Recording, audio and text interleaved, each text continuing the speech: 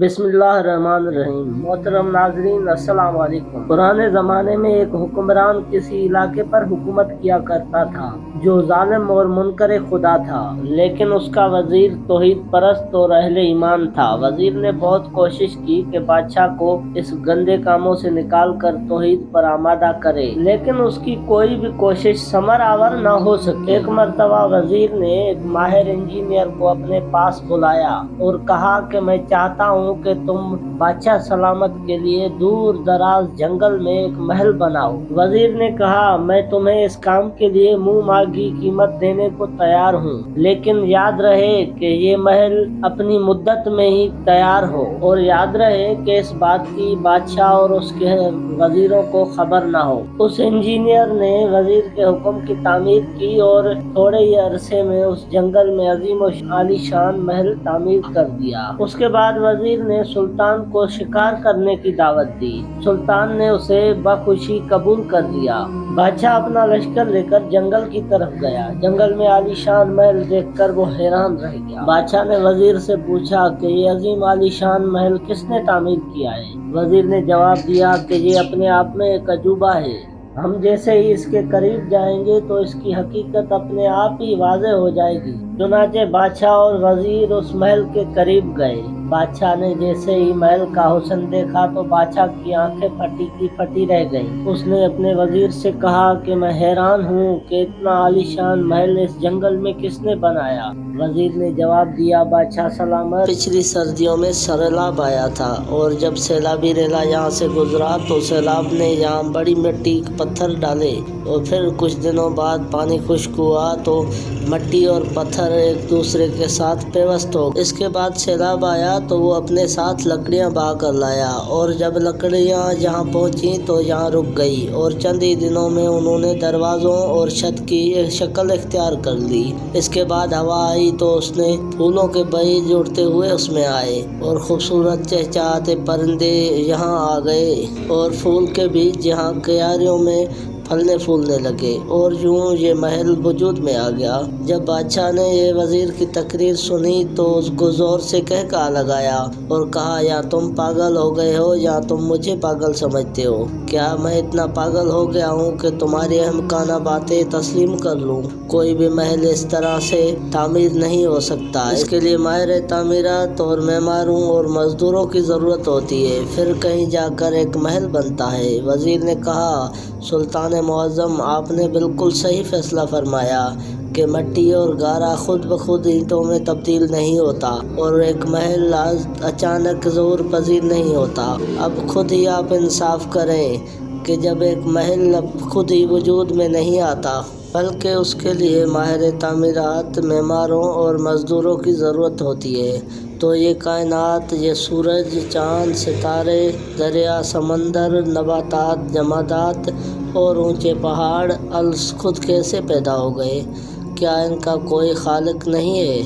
وزیر کی اس گفتگو سے بادشاہ کی آنکھوں پر پڑا پردہ ہٹ گیا اور وہ خدا پرست بن گیا۔ ایک خلیفہ کے پاس ایک غلام تھا جس سے خلیفہ بے حد محبت کرتا تھا۔ ایک مرتبہ غلام بیمار ہوا اور آہستہ آہستہ اس کی بیماری میں اضافہ ہوتا گیا۔ خلیفہ نے اس نے علاج کے لیے نامور طبیب بلائے، مگر کسی کی دوا سے کوئی افاقہ نہ ہوا۔ اس شہر میں ایک نامور طبیب رہتا تھا۔ خلیفہ نے اسے بھی بلایا۔ اس نے غلام کو ملاحظہ کیا اور اس نتیجہ پر پہنچا کہ اسے جسمانی طور پر کوئی تکلیف نہیں ہے، البتہ اس کا وجدان ناخوش ہے، اسے کوئی روحانی روگ لگا ہوا ہے۔ طبیب نے وہاں پر موجود تمام تیمارداروں کو ہٹا دیا، اور جب اس کمرے میں کوئی باقی نہ رہا تو اس میں مریض نے کہا، میں نے پوری توجہ سے تمہارا معائنہ کیا ہے، تمہیں ظاہری بیماری کی کوئی شکایت نہیں ہے، البتہ تمہارا ضمیر سخت ناخوش ہے۔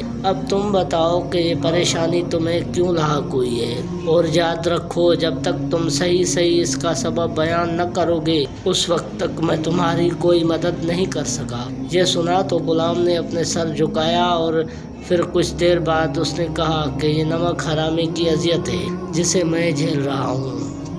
میرا ضمیر مجھے کچوکے دیتا ہے۔ بات یہ ہے کہ یہاں خلیفہ کے ایسے کچھ مقرب بھی موجود ہیں جو اندرونی طور پر خلیفہ کے دشمن ہیں اور ظاہری طور پر اس کے وفادار۔ ایسے ہی لوگوں نے مجھے گمراہ کیا اور مجھ سے کہا کہ میں خلیفہ کے مشروب میں زہر ملاؤں تاکہ وہ زہر سے مر جائے۔ میں بھی ان کے پھیلائے ہوئے جال میں پھنس گیا۔ چنانچہ میں نے خلیفہ کے پانی میں زہر ملا دیا اور وہ زہر ملا پانی خلیفہ کے سامنے پیش کر دیا۔ آپ اس سے اتفاق کہہ دیں یا چھٹی کے کرشمہ۔ خلیفہ کو پتہ چل گیا کہ جو پانی اسے پیش کیا جا رہا ہے وہ زہر آلود ہے، چنانچہ اس نے وہ پانی نہ پیا۔ اس کے بعد مجھے یقین ہو گیا کہ خلیفہ مجھے بدترین سزا دے گا، لیکن خلیفہ نے مجھے کوئی سزا نہ دی، بلکہ اس نے مجھ پر اپنے احسان بڑھا دیے اور پہلے سے زیادہ مجھ پر شفقت کرنے لگا۔ اس کے اس حسن سلوک نے مجھے شرمندگی میں مبتلا کر دیا اور میرے ضمیر نے مجھے کچوکے دینے شروع کر دیے، جس کی وجہ سے میں بیمار ہو گیا، اور یقین ہے کہ جب تک میں مر جاؤں اس وقت تک میرا ضمیر مجھے کچوکے دیتا رہے گا اور میں اندرونی عذاب میں مبتلا رہوں گا۔ یہ واقعہ ہمیں پیغام دیتا ہے کہ فریب خوردہ انسان، کیا تیرا معاملہ اس غلام جیسا نہیں ہے؟ تجھے معلوم ہے کہ خدا رگے تن سے بھی قریب ہے اور وہ تیرے اعمال و جرائم کو بھی دیکھ رہا ہے، اس کے باوجود وہ تجھ پر مسلسل احسان کیے جا رہا ہے۔ کیا تیرا ضمیر تجھے شرمندہ نہیں کرتا؟ ایک صحرائی عرب رسول خدا صلی اللہ علیہ وآلہ وسلم کی خدمت میں حاضر ہوا اور اس نے آپ سے عرض کیا، یا رسول اللہ، آپ نے لوگوں کو تو بڑی بڑی دعائیں تعلیم دی ہیں، لیکن میں ایک ان پڑھ شخص ہوں، لمبی دعائیں میں یاد نہیں کر سکتا۔ آپ مجھے کوئی مختصر سی دعا تعلیم فرمائیں جس سے خدا راضی ہو اور میری دنیا و آخرت بھی سنور جائے۔ رسول کریم صلی اللہ علیہ وآلہ وسلم نے فرمایا، تم صرف یہی دعا مانگا کرو، خدایا تو میرا رب ہے اور میں تیرا بندہ ہوں، تیرے لیے یہی کافی ہے۔ اتنی مختصر دعا سن کر بدی بہت خوش ہوا اور آپ صلی اللہ علیہ وآلہ وسلم کو سلام کر کے چلا گیا۔ عربی کورا، ان پڑھ اور کور مکس تھا، اسے یہی مختصر دعا بھی یاد نہ رہی۔ وہ ہاتھ آسمان کی طرف اٹھاتا اور یوں دعا کرتا، خدایا تو میرا بندہ ہے اور میں تیرا رب ہوں۔ عربی جب بھی یہ دعا الٹی پڑھتا تو ملائکہ میں تھر تھلے مچ جاتی اور فرشتے یہ عجیب دعا سن کر چیخ اٹھتے۔ ایک دن جبریل امین رسول خدا صلی اللہ علیہ وآلہ وسلم پر نازل ہوئے اور انہوں نے کہا، یا رسول اللہ، آپ نے ایک غور مکس شخص کو دعا تعلیم دی تھی اور وہ اسے الٹا پڑھتا ہے، جس کی وجہ سے وہ کفر کا ارتکاب کر رہا ہے۔ آپ صلی اللہ علیہ وآلہ وسلم نے اس عربی کو اپنے ہاں طلب کیا اور اس سے فرمایا کہ میں نے تمہیں جو دعا تعلیم کی تھی وہ مجھے سناؤ۔ اس نے کہا، جی ہاں، آپ بھی سن لیں۔ جس دن سے آپ نے مجھے دعا تعلیم دی ہے میں روزانہ اس دعا کا ورد کرتا ہوں اور امید رکھتا ہوں کہ خدا مجھے اس کا ثواب عنایت فرمائے گا۔ یہ کہہ کر اس نے اپنی الٹی دعا آپ صلی اللہ علیہ وآلہ وسلم کو سنائی۔